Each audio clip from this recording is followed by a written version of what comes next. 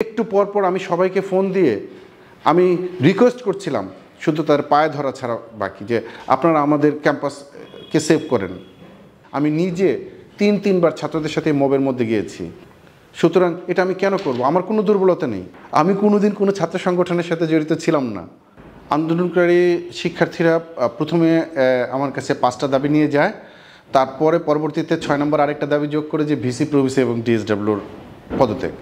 তারা যখন 5টা দাবি নিয়ে যায়, আমি 5টা দাবি নিয়ে কথা বলছি, তাদের এই দাবিগুলো যৌক্তিক মনে করেছি বলেই আমি কিন্তু ইমার্জেন্সি সিন্ডিকেট কল করেছি, এবং আমার সিন্ডিকেট সদস্য যারা ছিলেন প্রায় 16 জন সদস্য উপস্থিত ছিলেন। অলমোস্ট সবাই বলা চলে, 1 জন বা 2 জন ছাড়া সবাই এটাকে যৌক্তিক মনে করেছে বলে তাদের দাবিগুলো আমরা সবগুলো এন্টারটেইন করেছি, এবং আমরা সাথে সাথে অ্যাকশনে গিয়েছি। আমরা 19 তারিখে সিন্ডিকেট করেছি এবং প্রত্যেকটা ওই দিনই আমরা অ্যাকশনে গিয়েছি।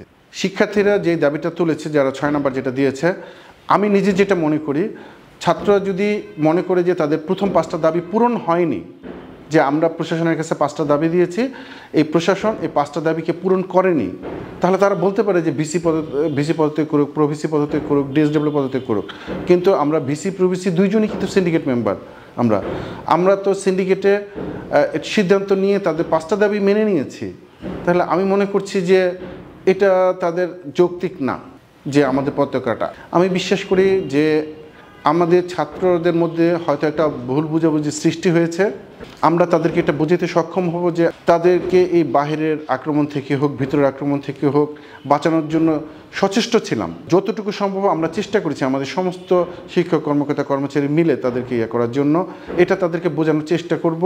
আমার বিশ্বাস আমাদের ছাত্ররা আমাদের উপর আস্থা ফিরিয়ে নিয়ে আসবে। এটা শতভাগ না, যদি বলেন 1000 ভাগ মিথ্যে কথা। আমি 4 বছর ক্যাম্পাসে পড়াশোনা করেছি, তখন সেই 4 বছর আমার সিনিয়র জুনিয়র যারা আমাকে দেখেছে শুধু তাদের কাছ থেকে জেনে নেবেন, এখনকার ছাত্র না। যারা আমাকে দেখেছে, আমি কোনোদিন কোনো ছাত্র সংগঠনের সাথে জড়িত ছিলাম না। ইভেন তারা যে ছাত্র সংগঠনের কথা বলছে, আমার এক বন্ধু এটা একটা পোস্ট করেছে, তখনকার যে কমিটি ছিল ছাত্রদল, আমি নাম ধরেই বলছি, ছাত্রদলের সভাপতি ছিলাম আমি, বলেছে সেই ছাত্রদলের কমিটিটা সে পোস্ট করে দিয়েছে তার ফেসবুকে, যে ওই কমিটিতে সভাপতি ছিল সে আমার ফ্রেন্ড, সে আরও, আমি ছিলাম ফজলুল হক হলে, সে ছিল খানজারানিয়া হলে, এবং ওই কমিটির যে টোটাল লিস্টের কোথাও আমার নাম নেই। আমি তো বললাম এটা একটা ডাহা মিথ্যা কথা। একজন মানুষকে দোষারোপ করার জন্য আমরা অনেক কিছু ম্যানিপুলেট করি, অনেক কিছু নিজে তৈরি করি। আমি নিজে তিনবার ছাত্রদের সাথে মবের মধ্যে গিয়েছি। এখন যদি তারপরে বলে যে আমি ব্যর্থ, এখন প্রশাসন, যে আপনি যেটা বললেন যে একজন আর্মি অফিসার বলেছে, আমি যখন ছাত্রদের হাত থেকে মুক্ত হই, পরের দিন সকালবেলায় ওই আর্মি অফিসারের সাথে আমি নিজে ফোনে কথা বলেছি। বলেছি যে আমি কি আপনাকে ভিতরে আসতে নিষেধ করেছিলাম? এটা সরাসরি তাকে জিজ্ঞেস করেছি আমি। সে আমাকে বলেছে, না স্যার, আপনি কেন আমাকে আসতে নিষেধ করবেন? কারণ তারা এটুকু বলতে পারবে না।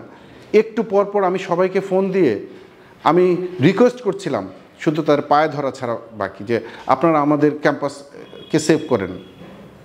সুতরাং এটা আমি কেন করব? আমার কোনো দুর্বলতা নেই। আমার মেইন দুর্বলতাটাই হচ্ছে আমার ছাত্রদেরকে সেভ করা। এর বাইরে আমার আর কোনো দুর্বলতা নেই।